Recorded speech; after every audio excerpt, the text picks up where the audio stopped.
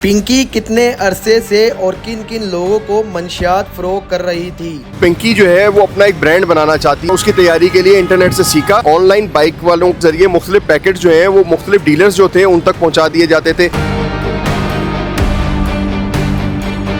मुझे बताइएगा, हैरान कुन वाकया है, कराची में किस तरह काम कर रही थी और पुलिस ने गिरफ्तार कैसे किया? देखिए, पहली बात तो ये है कि ये एक डीलर नहीं है और एक ऐसी खातून नहीं है जो कराची में ड्रग्स का कारोबार करती है। हाँ, आप ये कह सकते हैं कि उन डीलरों में से एक है जिसका एक बहुत बड़े पैमाने के ऊपर नेटवर्क है। ग्रेजुअली इसकी स्टोरी इस तरीके से है कि ये 2014 में जो कम उम्री के अंदर अपने घर को सपोर्ट करने के लिए कह लें या अपने ख्वाबों को पूरा करने कह लें कि मॉडलिंग की दुनिया में जाने के लिए इसने कदम रखा था। लेकिन वहाँ से सूरत हाल बदलती है और वहाँ से इसकी जो एंट्री है उस मॉडलिंग की दुनिया में दाखिल होने के लिए ये पार्टीज़ में इन होना शुरू करती है और वहाँ से ड्रग्स की आहिस्ता आहिस्ता एडिक्ट हो जाती है। फिर वहीं पर ही जो हमें सोर्सेस ने बताया इसके बारे में कि ये वहीं पर ही उस ड्रग की आदत जब इसको लग जाती है तो वहीं इसकी शादी एक वकील से हो जाती है जो पंजाब बेस्ड ही शख्स थे जिनके बारे में बताया गया। लेकिन ये निकाह रजिस्टर्ड नहीं होता, सिर्फ निकाह हो जाता है, वो कानूनी तौर के ऊपर रजिस्टर्ड नहीं होता। और कुछ अरसे तक, कुछ सालों तक ये साथ रहते हैं। लेकिन वो जो साहब थे वो असल में कोक का कारोबार करते थे, जो हमें पुलिस ज़राए ने बताया है कि वो उनका ताल्लुक़ जो है वो वकालत के शोबे के साथ साथ कोक की डीलरशिप्स के साथ भी था। तो वो उस दौरान इसने असल में कोक के कारोबार को समझा कि कैसे चलता है और ये उसका नेक्सस बनती चली गई। और उसके बाद उनकी वहाँ पे खुला हो गई।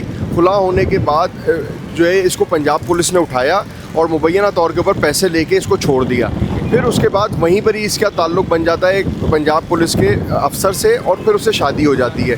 शादी होने के बाद ये उसकी सपोर्ट में अपने नेटवर्क को बढ़ाती है और फिर पंजाब से ही ऑपरेट करने लग जाती है और कराची अफसर भी इनके साथ मुलविस हो गए थे काम में? जी बिल्कुल, जाहिर है कि वो थे, लेकिन क्योंकि उसके शवाहिद मौजूद नहीं है इसकी तस्दीक नहीं हो सकती। लेकिन कुछ अरसे बाद उनकी शादी भी ख़त्म हो जाती है, तलाक हो जाती है और फिर अनमोल उर्फ पिंकी जो है वो अपना एक ब्रांड बनाना चाहती है। क्योंकि पहले जो है ये ड्रग्स का कारोबार करती थी, मुख्तलिफ डीलरों से ख़रीद के फिर अपने सप्लाई करती थी और उसमें चंद हज़ार रुपये बचते थे। फिर इसने कहा कि इसमें पैसे तो बहुत ज़्यादा हैं। फिर इसने अपनी ब्रांड बनाने की कोशिश की और इसने अपनी जो कोकेन है उसकी तैयारी के लिए इंटरनेट से सीखा। और ये बताते हैं कि इसने कई माह तक इसको अपनी कोकेन तैयार करने की ज़ाती ब्रांड बनाने की कोशिश की और उसमें नाकाम रही और लाखों करोड़ों रुपए इसके डूबे उसमें। लेकिन बहरहाल इसने हिम्मत नहीं हारी और अपनी ब्रांड बनाने में कामयाब हो गई। और उसके बाद अपनी इसने एक डिबिया इंट्रोड्यूस कराई जो अपने ब्रांड के नाम के साथ बेचती थी कि इससे बेहतरीन नाम ही काफ़ी है एक तरह से। और पिंकी के नाम से इसने ब्रांड बनाई, वो डब्बियाँ जो हैं वो छपवाई और उसके बाद उसके अंदर ये सप्लाई करती थी। कराची में कितने सालों से काम करती थी और पुलिस को कैसे पता चला कि कराची में बहुत बड़ा नेटवर्क जो है पिंकी चला रही है मंशियात का?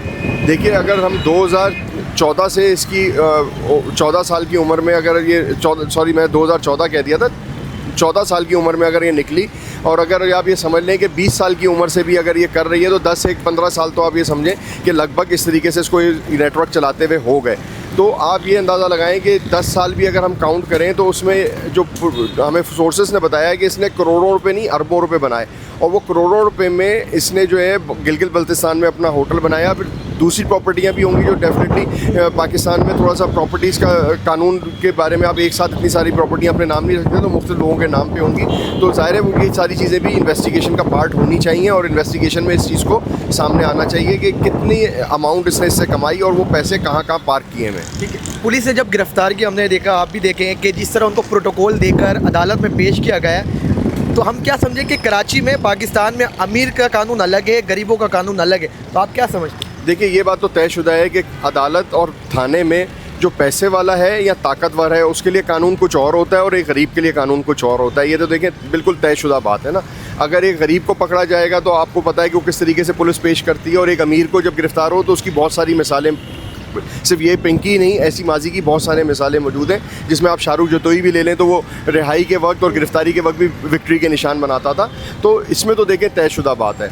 लेकिन अब बात ये है कि ये जो इंसिडेंट हुआ ये बेसिकली आप ये कह लीजिए कि इसको सहमी प्रोटोकॉल कह लीजिए, या आप ये कह लीजिए कि गफलत और लापरवाही कह लीजिए पुलिस की तरफ से, कि एक इम्पॉर्टेंट, जिसके ऊपर इतनी इम्पॉर्टेंट कराची के कई केसेस और कराची में ड्रग्स सप्लाई करने का इल्ज़ाम है, उसको इस तरीके से पेश करना जो है थोड़ा सा नहीं है। क्योंकि पुलिस के प्रोटोकॉल्स ये कहते हैं कि आप किसी भी मुलजिम को जब पहली दफ़ा अदालत में पेश करते हैं तो उसका चेहरा ढका हुआ होना चाहिए। और क्योंकि यहाँ पे लोग कह रहे हैं कि उसको हथकड़ी नहीं लगाई गई थी, तो थोड़ा सा यहाँ वजाहत करना ज़रूरी है कि कानून में जो कोर्ट की रूलिंग्स हैं उसके मुताबिक ख़वातीन को ये कहा गया है कि उनको एग्जेम्प्ट किया गया है कि हथकड़ी उनको ना लगाई जाए, लेकिन ख़वातीन पुलिस एहलकार उसका हाथ पकड़ के चलती हैं। कि एक अफसर जो है उनको प्रोटोकॉल देकर इशारा करता है कि मैम आप इधर आ जाए, इधर आ जाए, इस तरह। देखिए, मैंने वही बताया कि ख़वातीन पुलिस एहलकारों की इसमें लापरवाही ज़्यादा है, जिन्होंने हाथ नहीं पकड़ा। और वो जो एहलकार है वो ख़वातीन पुलिस एहलकार भी गायब हो गई, जिनको बाद में सस्पेंड भी कर दिया गया।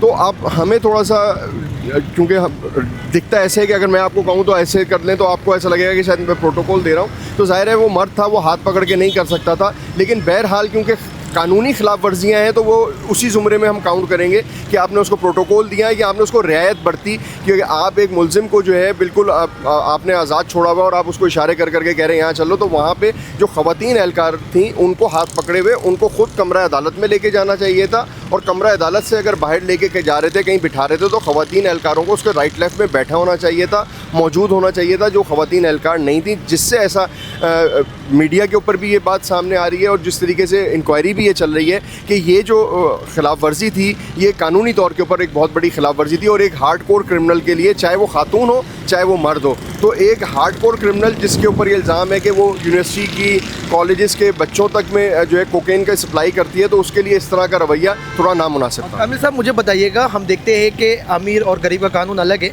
मगर यहाँ पर जो पिंकी जो है कई सालों से मंशियात का काम चल रही है, अपनी नेटवर्क जो है, जिस तरह उनकी वॉइस वायरल हुई है, वो कह रही है कि उखाड़ सकते हो तो उखाड़ लो। मतलब हमारी एजेंसी ताकतवर है या ये पिंकी ताकतवर है?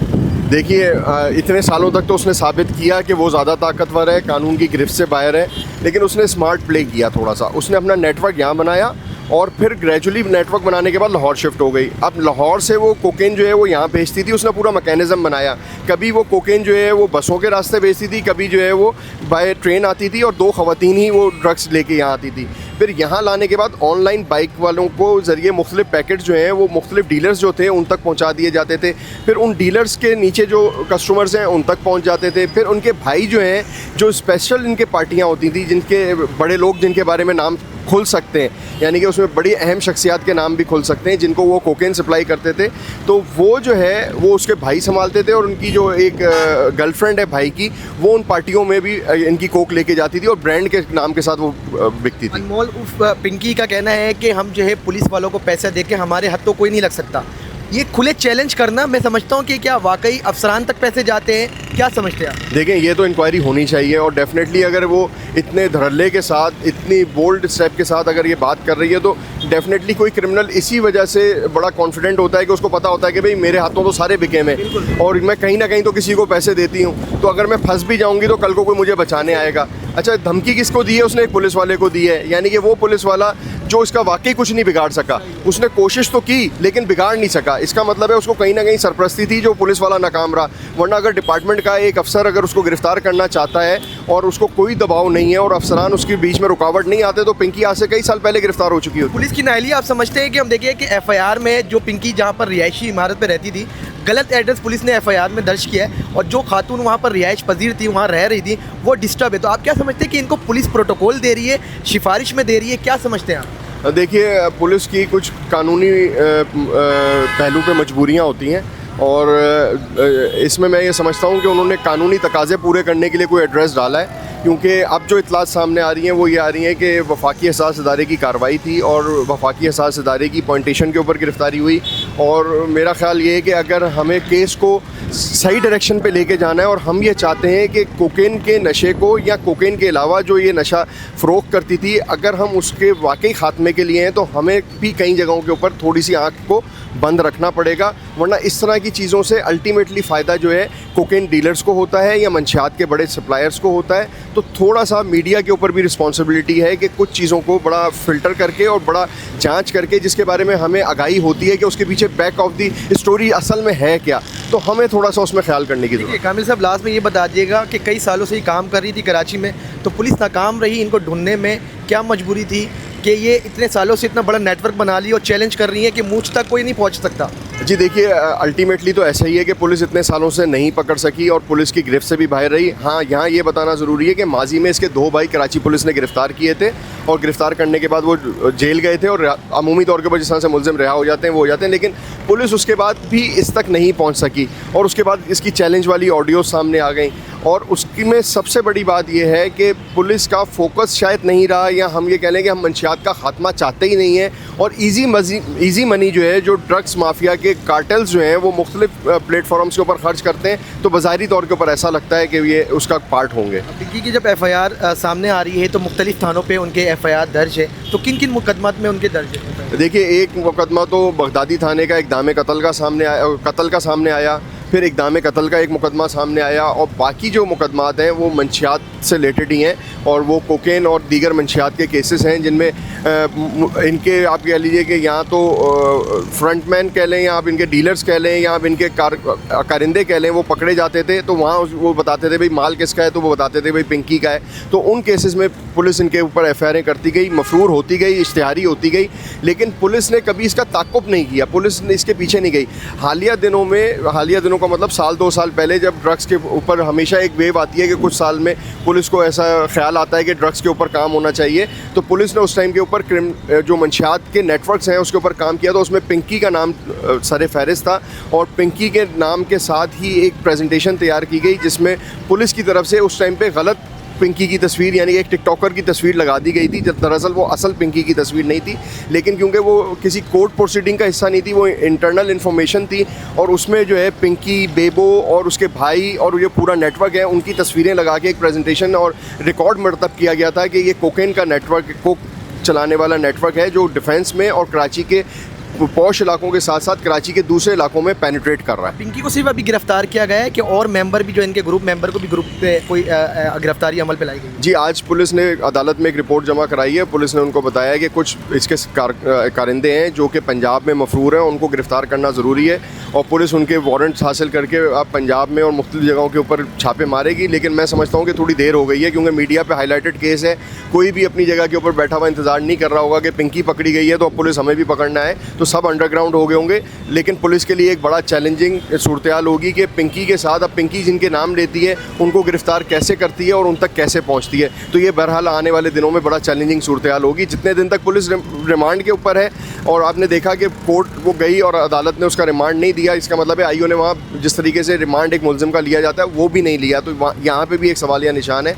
लेकिन जब मीडिया पर ये प्रेशर बना तो फिर पुलिस वालों ने उसका दोबारा रिमांड हासिल किया, और वो 3 रोज़ा जिस्मानी रिमांड पे, और 3 रोज़ा जिस्मानी रिमांड में पुलिस उसकी पॉइंटेशन के ऊपर कितने मुलजमान और उसके कितने साथियों को गिरफ्तार कर पाती है, और डिफेंस या पोश इलाके के अलावा कराची में उसके जितने भी कारिंदे ऑपरेट करते थे उनके बारे में पुलिस क्या निकालती है, ये अब 3 दिन में पता चलेगा।